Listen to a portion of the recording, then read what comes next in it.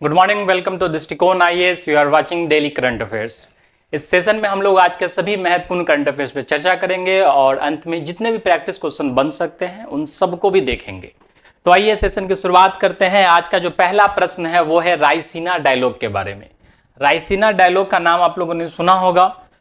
पूरी दुनिया में कई सारी वार्ताएं होती है, जैसे सांग्रीला डायलॉग है, अमेरिका और इंडिया वगैरह का 2+2 डायलॉग है। तो ऐसे कई सारे वार्ताएं होती है जिसमें एक देश जो है, जो होस्ट होता है, वहां सभी देश आते हैं, अपने अपने प्रॉब्लम्स को बताते हैं। तो रायसीना डायलॉग भी इसी प्रकार का है। रायसीना डायलॉग में क्या हुआ है, तो मेनली यहाँ पे लगभग 100 से ज़्यादा देशों के प्रतिनिधि आए और जितने भी वैश्विक मुद्दे थे उन पर अपना अपना विचार रखा गया। उन सब में क्या प्रॉब्लम्स है और क्या सॉल्यूशंस होना चाहिए वैश्विक मुद्दों को लेकर के, इसके बारे में चर्चा की गई। इसका उद्घाटन किन्होंने किया है, तो हमारे माननीय प्रधानमंत्री श्री नरेंद्र मोदी जी ने। और न्यूजीलैंड के प्रधानमंत्री ने, न्यूजीलैंड के प्रधानमंत्री अभी कौन है, तो क्रिस्टोफर लक्जन। क्रिस्टोफर लक्जन, ठीक है, इन्होंने जो है इसका इनॉग्रेशन किया है।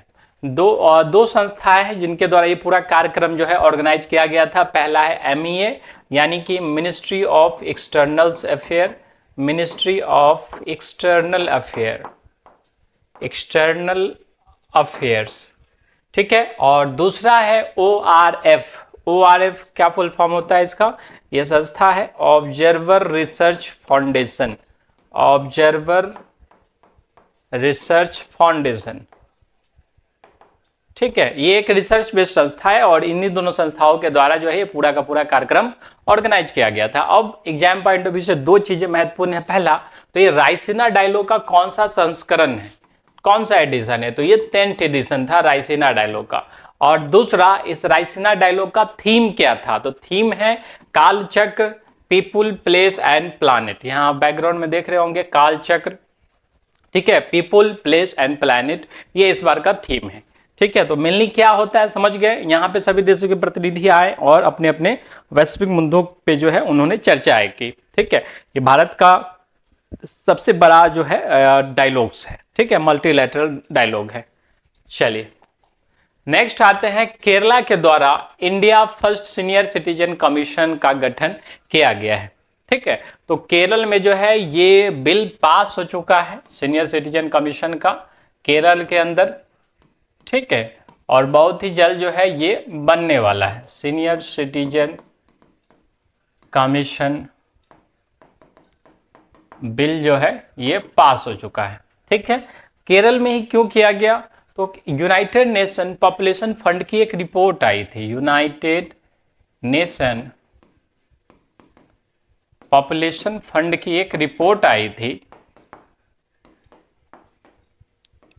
जिसके अनुसार वर्ष 2035 तक केरल में जो है 22.8% जो है यहाँ पे सीनियर सिटीजन्स की संख्या रह जाएगी। अब कहेंगे कि सीनियर सिटीजन्स के लिए कमीशन बनाने की क्या आवश्यकता है, तो देखिए जो भी सीनियर सिटीजन्स होते हैं, आजकल तो न्यूक्लियस फैमिली का चलन है, छोटा परिवार। छोटे परिवार में क्या प्रॉब्लम्स होती है, तो बेटा बहू जो है बाहर काम कर रहे हैं, बच्चे बाहर है और माँ बाप जो है गाँव में रहते हैं या कहीं दूर रहते हैं, उन सब के पास जो है केयर करने के लिए कोई नहीं रहता, समाज के ही लोग रहते हैं और बहुत सारी जगहों पे तो फाइनेंशियली भी प्रॉब्लम होती है।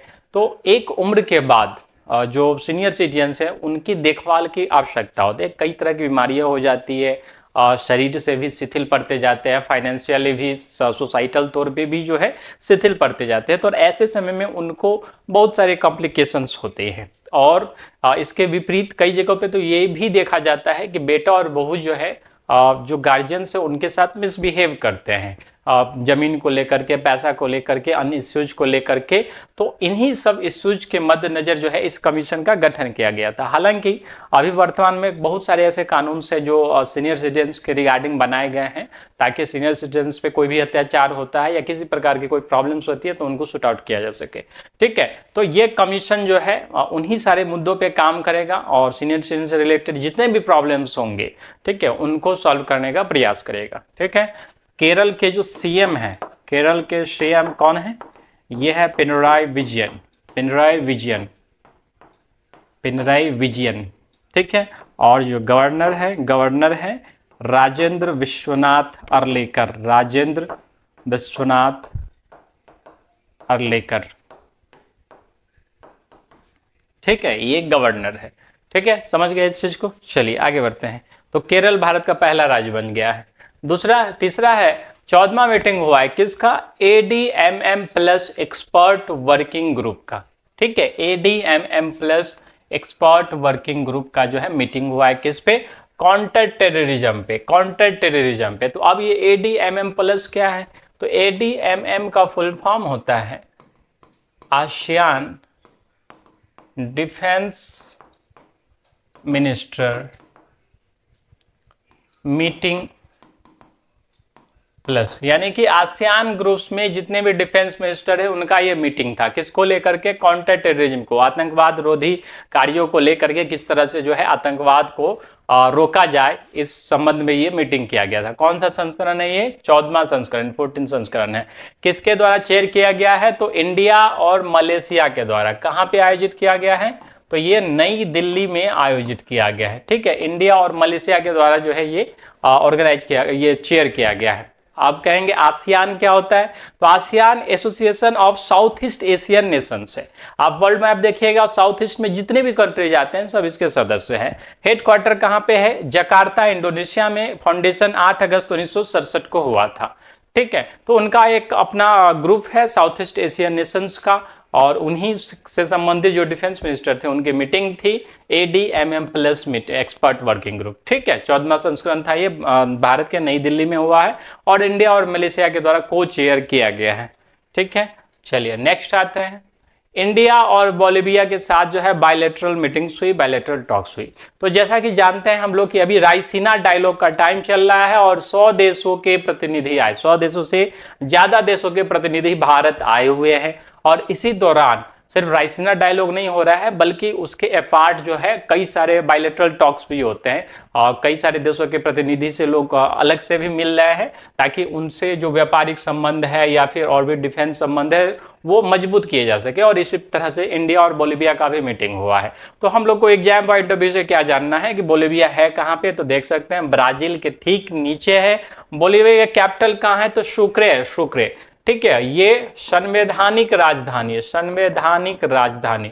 जैसे भारत की अगर राजधानी कहे तो वो दिल्ली है और नई दिल्ली है, और अगर आर्थिक राजधानी कहे तो मुंबई है। ठीक है, उसी तरह से बोलिविया की अगर संवैधानिक राजधानी कहे तो सुक्रे है, और यदि हम लोग प्रशासनिक राजधानी कहे, एडमिनिस्ट्रेटिव कैपिटल कहाँ से ऑपरेट होता है? प्रशासनिक है ला पाज। ला पाज जो है इसकी एडमिनिस्ट्रेटिव कैपिटल है, ला पाज। ठीक है, ला पाज। चलिए अगला है IRDA appoints 5 new member insurance advisory panel. ठीक है, इरडा के द्वारा 5 नए मेंबर्स को जो है ये चुना गया है, किसमें? इंश्योरेंस एडवाइजरी पैनल में, ताकि इंश्योरेंस क्षेत्र से रिलेटेड जो भी डिसीजंस है वो अच्छे से लिए जा सके। ठीक है, तो इसमें हम लोग को बेसिकली इरडा के बारे में जानना है। ठीक है, तो इरडा का नाम आपने सुना होगा, इरडा। ठीक है, क्या फुल फॉर्म होता है? Insurance regulatory and development authority of India. ठीक है, तो भारत में हर संस्था का एक ना एक नियामक संस्था है। जैसे बैंक्स की बात करें तो बैंक का नियामक संस्था कौन है? RBI है। अगर हम लोग शेयर मार्केट की बात करें तो शेयर मार्केट का नियामक संस्था कौन है? रेगुलेटर सेबी है। उसी तरह से भारत में जितनी भी कंपनियां बीमा क्षेत्र में काम कर रही है, जितने भी स्टेक होल्डर इंश्योरेंस सेक्टर में वर्क कर रहे हैं, उन सब का जो रेगुलेटर एजेंसी है, जो मुख्य है, जहां से नियम कानून तय होते हैं, लाइसेंस दिए और बंद किए जाते हैं, वो संस्था है इरडा। ठीक है, insurance regulatory and development authority of India. गठन इसका कब किया गया था? 1999 में किया गया था। हेडक्वार्टर कहां पे है इसका? तो तेलंगाना हैदराबाद में है। ठीक है, तेलंगाना हैदराबाद में है। और वर्तमान में कौन है इसके अभी चेयरमैन? चेयरमैन कौन है इसके? तो ये है देवाशीष पांडा, देवाशीष पांडा। ठीक है, तो इरडा के बारे में याद रखिएगा। हेडक्वार्टर तेलंगाना हैदराबाद में है। गठन 1999 में किया गया था और चेयरमैन इसके हैं देवाशीष पांडा। ठीक है, चलिए आगे बढ़ते हैं हम लोग।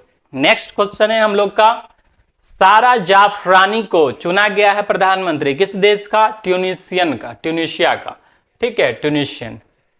ठीक है, तो ट्यूनिशिया का नया प्रधानमंत्री किसे चुना गया है? सारा जाफरानी को, सारा जाफरानी को। सारा ट्यूनिशिया का जो कैपिटल है वो ट्यूनिस, ऑफिशियल लैंग्वेज क्या बोला जाता है? अरबिक, और प्रेसिडेंट है काइस सईद। ठीक है, काइस सईद, यह है सारा जाफरानी, ट्यूनिशिया की नई प्रधानमंत्री, और प्रेसिडेंट है काइस सईद, कैपिटल है टूनिस। ठीक है, तो इसको हमेशा याद रखिएगा, कंट्री, कैपिटल और उसके आसपास जो भी लैंडमार्क है उसको याद रखना है। जैसे वर्ल्ड मैप में देख रहे हैं हम लोग, टूनिशिया कहाँ पे है? तो जस्ट ठीक उसके ऊपर देखिए, ये मेडिटेरियन सी है, भूमध्य सागर है। ठीक है, उसके नीचे जो है टूनिशिया है, एक तरफ लीबिया है, एक तरफ अल्जीरिया है, और ऊपर की तरफ जो है मेडिटेरियन सी है। ठीक है, देख रहे हैं आप। चलिए नेक्स्ट हम लोग देखते हैं। नेक्स्ट है, नामीबिया की नई राष्ट्रपति बनाई गई है नेतुम्बो नंदी नेंदुआत।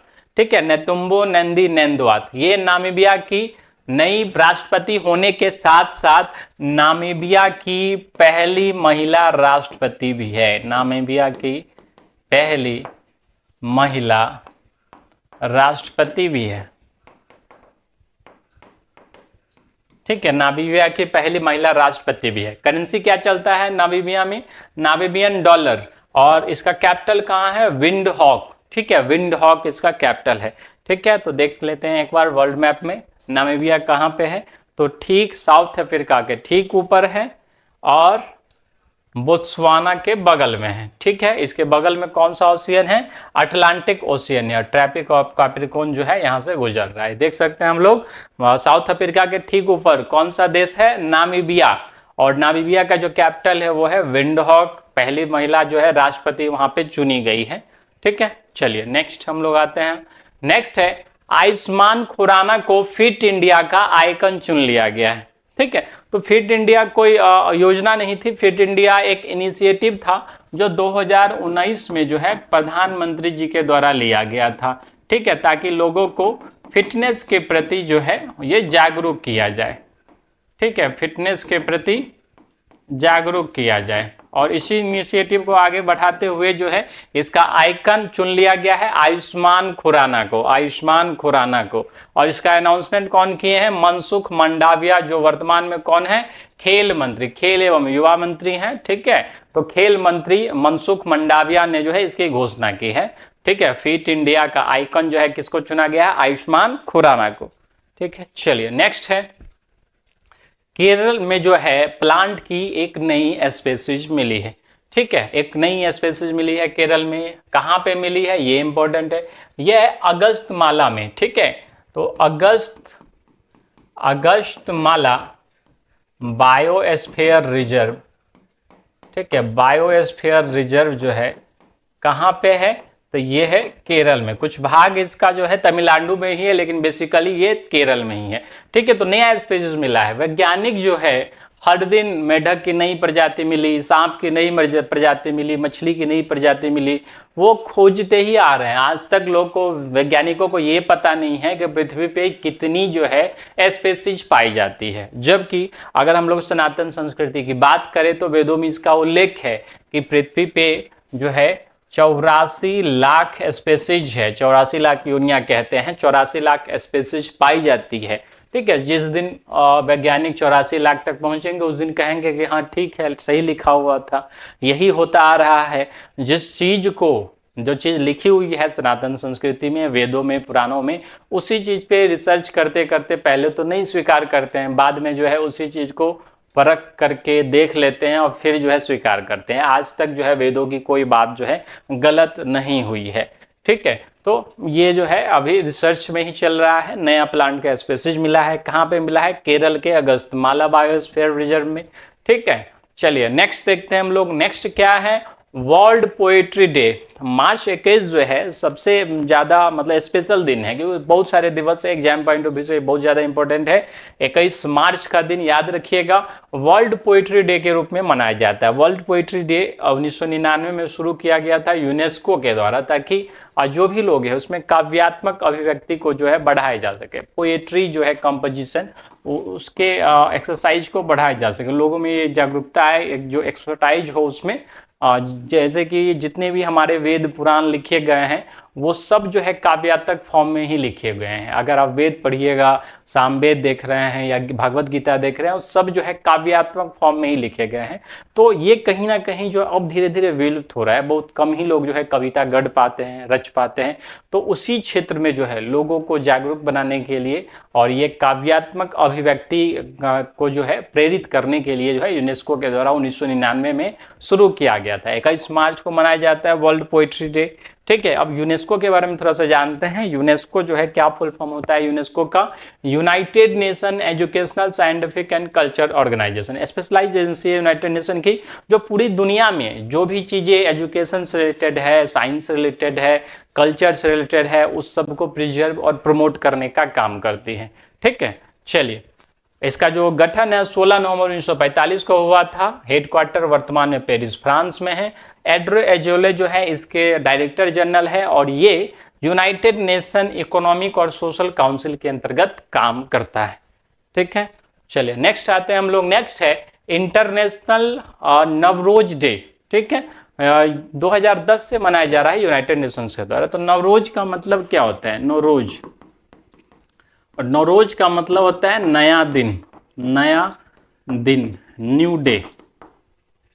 ठीक है, न्यू डे, नवरोज। और किसका ये त्योहार है?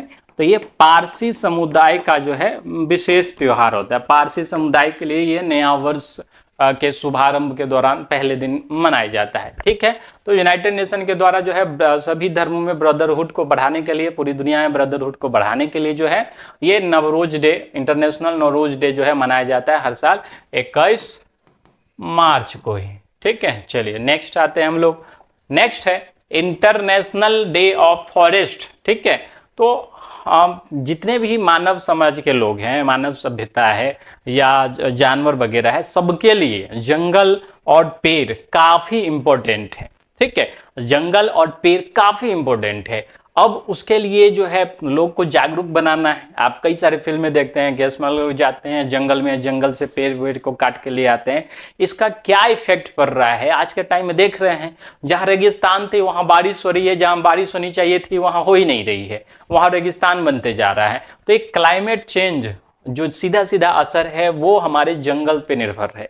अमेजन वगैरह के जो जंगल है वो हैवी मात्रा में जो है कार्बन डाइऑक्साइड को इनटेक करता है पूरे पृथ्वी का, और ऑक्सीजन रिलीज करता है पूरे पृथ्वी के लिए। तो एक बहुत बड़ी बात है। तो जंगल मानव पूरी सभ्यता के लिए जो है जरूरी है। आज के टाइम में जो भी सभ्यता पनप रही है धरती पे, उन सब के लिए जंगल इंपॉर्टेंट है। और इसी के लिए, इसी के जागरूकता को बढ़ाने के लिए इसी फील्ड में जो है 21 मार्च को इंटरनेशनल डे ऑफ फॉरेस्ट मनाया जाता है। ठीक है, और इसका जो थीम है इस बार का फॉरेस्ट एंड फूड। ठीक है, फॉरेस्ट एंड फूड 2012 में यूनाइटेड नेशन जनरल असेंबली के द्वारा रेजोल्यूशन पास किया गया था, और तब से हर साल जो है ये मनाया जाता है। ठीक है, थीम याद रखना है हमेशा, फॉरेस्ट एंड फूड जो है इस बार का थीम था। तो सबको जागरूक होना है और होना ही पड़ेगा, और कोई विकल्प नहीं है कि पेड़ जंगल हमारे लिए काफी ज्यादा इंपॉर्टेंट रखते हैं। ठीक है, चलिए नेक्स्ट है वर्ल्ड ग्लेशियर डे। ठीक है, वर्ल्ड ग्लेशियर डे, और इसी दिन रिलीज हुआ वर्ल्ड ग्लेशियर रिपोर्ट। ठीक है, तो 21 मार्च को ही मनाया जाता है वर्ल्ड ग्लेशियर डे। ठीक है, और इसी दिन रिलीज हुआ है वर्ल्ड ग्लेशियर रिपोर्ट। ठीक है, तो इसमें क्या है, तो पूरी दुनिया में जो साफ पानी का जो सबसे बड़ा स्रोत है, हम नदियों से पानी लेते हैं, नदियों का उद्गम भी कहाँ से? ग्लेशियर्स वगैरह से। तो साफ पानी का जो इकोसिस्टम है और पूरे पृथ्वी के टेम्परेचर को बनाए रखने के लिए जो जिम्मेवार है ग्लेशियर्स, वो हमारे लिए काफी ज्यादा इंपॉर्टेंट है। और उसी के प्रति लोगों को जागरूक करने के लिए कि उनका क्षय होता जा रहा है, लोगों को जो है अपने क्रियाकलाप, दैनिक क्रियाकलाप में, सामाजिक क्रियाकलाप में जो है सुधार लाने की आवश्यकता है। इसके लिए हर साल वर्ल्ड ग्लेशियर डे मनाया जाता है। और इस बार का जो वर्ल्ड ग्लेशियर रिपोर्ट है, जिसे तैयार किया है वर्ल्ड मेट्रोलॉजिकल ऑर्गेनाइजेशन यानी कि विश्व मौसम संगठन ने, इसमें एक बहुत ही चौंकाने वाली बात सामने आई है। ग्लेशियर्स जो है विलुप्त होते जा रहे हैं, लेकिन सबसे ज्यादा जो मार पड़ी है, सबसे ज्यादा जो खतरा मंडरा रहा है, वो हिंदू कुश पर्वत के आसपास का क्षेत्र है। यानी कि पूरा का पूरा हिमालय रीजन जो है खतरे में है। हिमालय रीजन दुनिया का सबसे इंपॉर्टेंट रीजन है। यदि आप देखिएगा तो आर्कटिक और अंटार्कटिक के बाद जो है सबसे ज्यादा ग्लेशियर्स हिमालयी रीजन में पाए जाते हैं। इसलिए इसको थर्ड पोल ऑफ वर्ल्ड भी कहा जाता है और वाटर टावर ऑफ एशिया भी कहा जाता है। तो इस कारण से इस रीजन में अभी जो टेम्परेचर जिस हिसाब से बढ़ रहा है, यदि अगर 4% टेम्परेचर हो गया पूरी धरती का, तो हम लोग 20 वर्षों के अंदर जो है 60% ग्लेशियर को खो देंगे। इस कारण से जो है ये रिपोर्ट्स काफी चौंकाने वाली है और इसके लिए जो है सबको काम करना पड़ेगा मिल करके। क्लाइमेट चेंज किसी एक देश का, एक समाज का या एक बाउंड्री का काम नहीं है, ये पूरी दुनिया को एक साथ, एक मिशन, एक ऑब्जेक्टिव, एक फंड, एक साथ मिल करके इसको पूरा करने की आवश्यकता है।